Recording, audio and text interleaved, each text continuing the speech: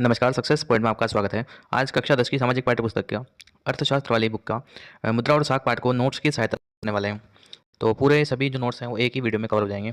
करते हैं स्टार्ट। भारत में जो है विमुद्रीकरण कब हुआ? तो विमुद्रीकरण का मतलब होता है डीमोनेटाइजिंग, यानी कि नोटबंदी। तो ये हुई 8 नवंबर 2016 को हुई थी। वस्तु विनिमय प्रणाली के क्या दोष हैं? क्योंकि जब मुद्रा का आविष्कार नहीं हुआ था, यानी कि नोटों का, सिक्कों का आविष्कार नहीं हुआ था, उससे पहले लेन देन की जो पद्धति प्रचलित थी वो थी वस्तु विनिमय। अर्थात व्यक्ति जो है वस्तु के बदले वस्तु लेकर के अपनी ज़रूरतों को पूरा किया करते थे। ठीक है। तो ये क्या है? आवश्यकताओं का दोहरा संयोग वस्तु विनिमय प्रणाली में देखने को मिलता है। अब आवश्यकताओं के दोहरे संयोग से मतलब है कि जैसे मान लो किसी किसान को गेहूँ बेचना है और उसको जूते खरीदने हैं गेहूँ बेच करके, तो उसे ऐसे व्यक्ति को ढूंढना पड़ेगा जिसको एक तो गेहूँ चाहिए हो तथा साथ में उसको जूते भी बेचने हो। तो इसको बोलते हैं दोहरा संयोग। ठीक है। इस प्रणाली में मुद्रा का उपयोग किए बिना वस्तुओं का विनिमय होता है, अर्थात मुद्रा का प्रयोग नहीं करके इसका केवल वस्तुओं का लेन देन होता है। इसमें ऐसे व्यक्ति को ढूंढा जाता है जो उसकी वस्तु लेकर उसे इच्छित वस्तु दे देवे। उदाहरण के रूप में हम कह सकते हैं कि जैसे एक किसान है, गेहूँ बेचकर जूते खरीदना चाहता है, तो उसे ऐसे व्यक्ति को ढूंढना पड़ेगा जिसे गेहूँ खरीदना हो और जिसे जूते भी बेचने हो। यह एक साथ मिल पाना अत्यंत कठिन है, इसलिए इसको बोलेंगे वस्तु विनिमय प्रणाली क्या है? एक प्रकार से दोषपूर्ण प्रणाली है। ठीक है। इसके बाद में मुद्रा विनिमय का माध्यम। अब जब मुद्रा का आविष्कार हो गया तो ये जो दोष था वस्तु विनिमय का, ये दूर हो गया। तो मुद्रा जो है मूल्य के मापन का कार्य करती है। मुद्रा के रूप में विभिन्न वस्तु एवं सेवाओं के मूल्य का निर्धारण किया जा सकता है। मुद्रा विनिमय का एक माध्यम है, इसलिए हर कोई मुद्रा के रूप में भुगतान लेना पसंद करता है। मुद्रा आवश्यकताओं के दोहरे संयोग को खत्म कर देती है। ठीक है। तो अगर रिक्त स्थान में पूछा जाए कि आवश्यकताओं के दोहरे संयोग को कौन खत्म कर देती है, तो मुद्रा। अर्थात उदाहरण की सहायता से हम समझ सकते हैं कि जैसे किसी किसान को बाजार में अगर गेहूँ बेचकर मुद्रा प्राप्त कर अपनी ज़रूरत की वस्तुएं खरीद सकता है। जैसे उसको जूते खरीदने हो तब उसको ऐसे व्यक्ति को नहीं ढूंढना पड़ेगा जिसको जूते बेचने हो। वह अपना गेहूं मार्केट में बेचेगा, उससे पैसा कमाएगा, मुद्रा लेगा और उस मुद्रा का उपयोग वह जूते खरीदने के लिए कर सकता है। इसलिए यहाँ पर जो है आवश्यकताओं का दोहरा संयोग खत्म हो जाता है। भारत में केंद्रीय सरकार की तरफ से करेंसी नोट कौन जारी करता है? तो ये फैक्ट है। कौन जारी करता है? भारतीय रिजर्व बैंक। तो भारत में जितने भी प्रकार के नोट हैं वो सब कौन जारी करता है? RBI, reserve bank of India. मुद्रा के आधुनिक रूपों में कौन कौन शामिल है? तो वर्तमान में करेंसी, कागज के नोट शामिल है और सिक्के शामिल है। ठीक है। प्राचीन समय में कौन सी धातु के सिक्के प्रचलित थे? तो सोने के, चांदी के और तांबे के सिक्के प्रचलित थे। जो जो किताब में नाम आए हैं वो हमने मेंशन कर दिए हैं। नेक्स्ट है बैंक निक्षेप किसे कहते हैं? बैंक निक्षेप से तात्पर्य है कि जैसे व्यक्ति ने 5,000 रुपये कमाए, 4,000 रुपये का खर्चा कर दिया, अब 1,000 रुपये जो है वो घर में रखने के बजाय कहाँ रखने का प्रयास करेगा? बैंक में, ताकि सुरक्षित रहे। तो जो बैंक में जमा धन होता है उसको क्या बोलते हैं? बैंक निक्षेप। और उस पर ब्याज भी मिलता है। तो लोग अपने अतिरिक्त धन को बैंक में जमा करवाते हैं तथा उस पर ब्याज भी पाते हैं। अर्थात बैंक में जमा धन को बैंक निक्षेप कहते हैं, क्योंकि बैंक में जमा धन को मांग के जरिए निकाला जाता है। मांग का मतलब जब आप बैंक में पैसा निकालने जाते हैं तो एक पर्ची भरते हैं, उसमें बोलते हैं कि भाई मुझे इतने रुपए देने की कृपा करें। तो वो मांग, डिमांड कर रहे हैं हम बैंक से कि हमारे खाते में से पैसा काट के मुझे भुगतान किया जाए, इसलिए इसको मांग जमा भी कहते हैं। ये भी ध्यान रखना आपको। तो मांग जमा किसे कहते हैं? तो बैंक में जमा धन को मांग जमा कहते हैं। भारत में बैंक जमा का कितना प्रतिशत नकद के रूप में अपने पास रखते हैं? बैंक जो है कितना परसेंट? अब मान लो किसी ने 1,00,000 रुपये जमा करवा रखा है, तो जब 1,00,000 रुपये ही नकद के रूप में बैंक अपने पास नहीं रखता है, वो उसका क्या करता है? 15% नकद के रूप में रखता है। यानी कि बैंक में जितना भी पैसा जमा है उसका केवल 15% वह बैंक में नकद के रूप में रखता है। बाकी का 85% क्या करता है?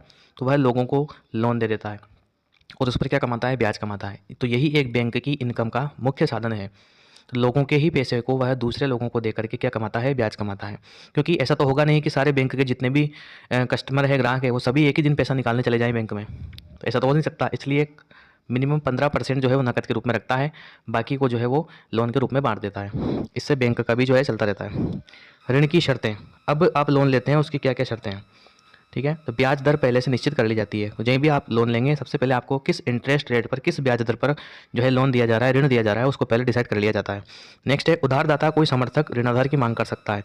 अब आप जैसे लोन ले रहे हैं तो उसके लिए कोई गारंटी चाहिए होती है, या तो मकान की रजिस्ट्री, पट्टा, या किसी रिश्तेदार, साहूकार, महाजन बढ़िया से अगर आप ले रहे हैं ब्याज से पैसा, तो किसी न किसी वस्तु, कीमती वस्तु की डिमांड कर सकता है। जैसे आपके कोई सोने का आभूषण हो, उसके पास गिरवी रख करके उससे पैसा ले लिया, बाद में पैसा चुकाने के बाद में वो आपको लौटा देगा।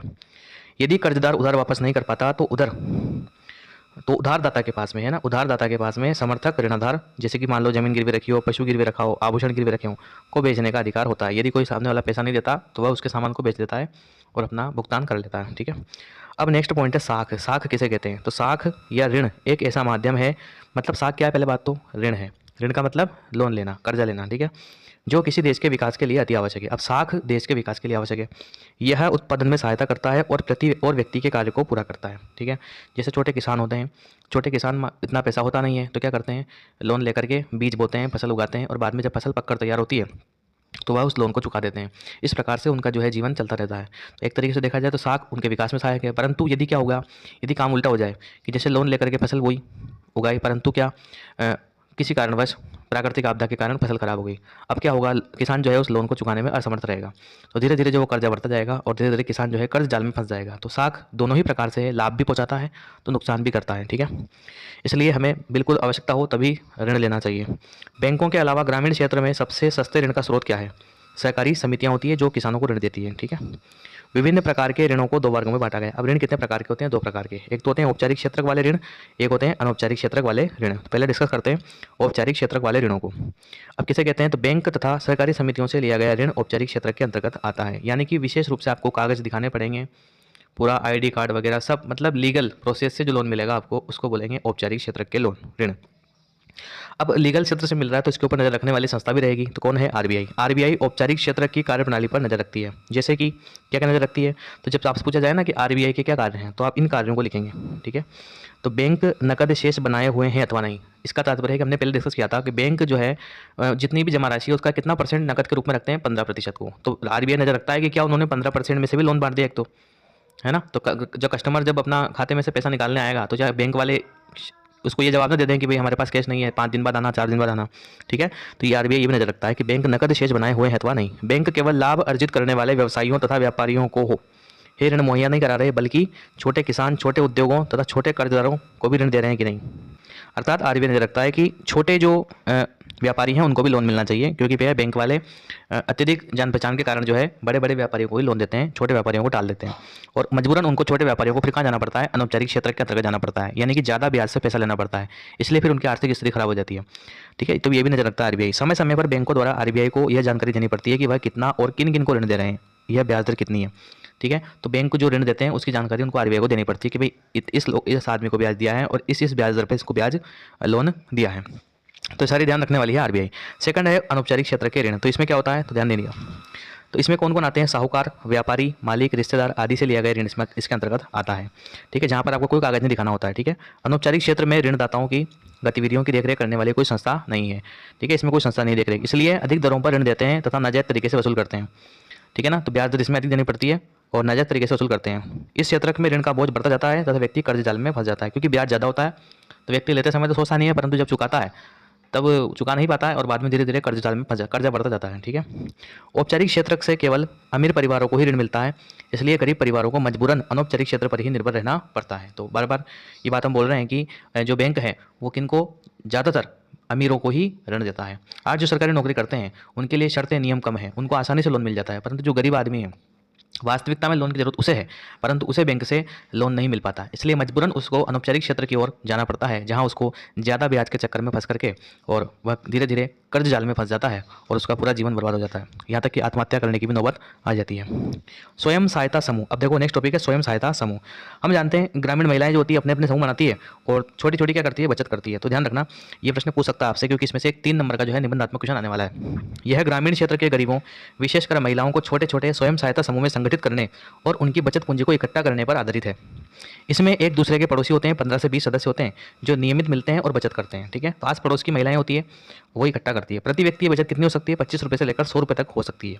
यह उनकी बचत करने की क्षमता के ऊपर डिपेंड करता है कि वो कितना बचा सकती हैं। ठीक है, सदस्य अपनी जरूरत पूरा करने के लिए छोटे छोटे कर्ज जो है वो समूह से ही ले सकते हैं। जैसे मान लो किसी महिला को 5 रुपये की आवश्यकता पड़ गई, अब जो समूह चल रहा है तो उस समूह से ही वो लोन ले लेगी, बिल्कुल न्यूनतम ब्याज दर पर। ठीक है, तो समूह इन कर्जों पर ब्याज देता है, परंतु साहूकार द्वारा लिए गए ब्याज से काफ़ी कम होता है। इसलिए क्योंकि समूह क्यों बनाया गया है कि महिला आत्मनिर्भर हो, स्वावलंबी बने, कम पैसे में उसको जो है, कम ब्याज में उसको पैसा मिल जाए, ताकि वह अपना जो है कोई भी छोटा मोटा उद्योग धंधा स्थापित कर सके। 1 या 2 वर्षों तक समूह यदि नियमित बचत करता है तो बैंक भी ऋण दे देता है उनको, है ना। तो क्योंकि बैंक भी देखता है कि भाई कितने साल से समूह चल रहा है, महिलाएं हैं नियमित बचत कर रही नहीं कर रही है, क्या उसमें ऐसी महिलाएं तो शामिल नहीं हो गई है जो पैसा खाने की संभावना से शामिल हुई है। ठीक है, ऋण समूह के नाम पर दिया जाता है और इसका मकसद सदस्यों के लिए स्वरोजगार का सृजन करना है, यानी कि वो अपना खुद का जो है काम स्टार्ट करें, जिससे घर बनाने, सिलाई सिलाई मशीन लाने, हथकरघा, पशु इत्यादि संपत्ति खरीदने के लिए। तो अपनी अपनी जो छोटी छोटी जरूरतें हैं वो महिलाएं समूह के माध्यम से पूरा कर सकती हैं। नेक्स्ट है बचत और ऋण गतिविधियों पर नजर। ऋण का लक्ष्य, उसकी रकम, ब्याज दर, लौटाने की अवधि का निर्णय कौन करती है? समूह के सदस्य करते हैं। यानी कि भाई कितने रुपए दिए जाएंगे, कितने समय के लिए दिए जाएंगे, ब्याज दर क्या रहेगी, इसका डिसाइड कौन करेगा? समूह की महिलाएं ही डिसाइड करती है। ठीक है, एक भी सदस्य ऋण वापस नहीं करता तो सभी सदस्य इसे गंभीरता से लेते हैं, इसलिए बिना ऋण आधार के भी बैंक समूह में ऋण देने के लिए तैयार हो जाते हैं। अर्थात इसमें कोई गारंटी नहीं मांगता बैंक आपसे, आपको लोन दे देता है। क्यों? क्योंकि वो जितनी महिलाएं हैं वो सभी उसको गंभीरता से लेती है। ठीक है, अगर एक भी महिला अगर कर्जा नहीं चुका पाएगी तो उन सभी महिलाओं का जो अकाउंट है उसको भविष्य में कभी भी लोन नहीं मिलेगा, तो इस कारण से वो लोन चुकाती हैं। इस तरह एसएचजी यानी कि वही स्वयं सहायता समूह कर्जदारों को ऋण आधार की समस्या से उभारने में मदद करता है। यानी कि जो ऐसे गरीब परिवार होते हैं जिनके पास गिरवी रखने के लिए कुछ भी नहीं है, तो वो स्वयं सहायता समूह से जुड़ करके और अपनी जरूरत का जो है पैसा वो ले सकते हैं और समय पर उसको चुका सकते हैं। इससे महिलाएं आर्थिक रूप से स्वावलंबी हो जाती है तथा नियमित बैठकों के जरिए तरह तरह के सामाजिक विषयों जैसे स्वास्थ्य, पोषण और घरेलू हिंसा विषयों पर चर्चा करने का उनको एक मंच मिलता है।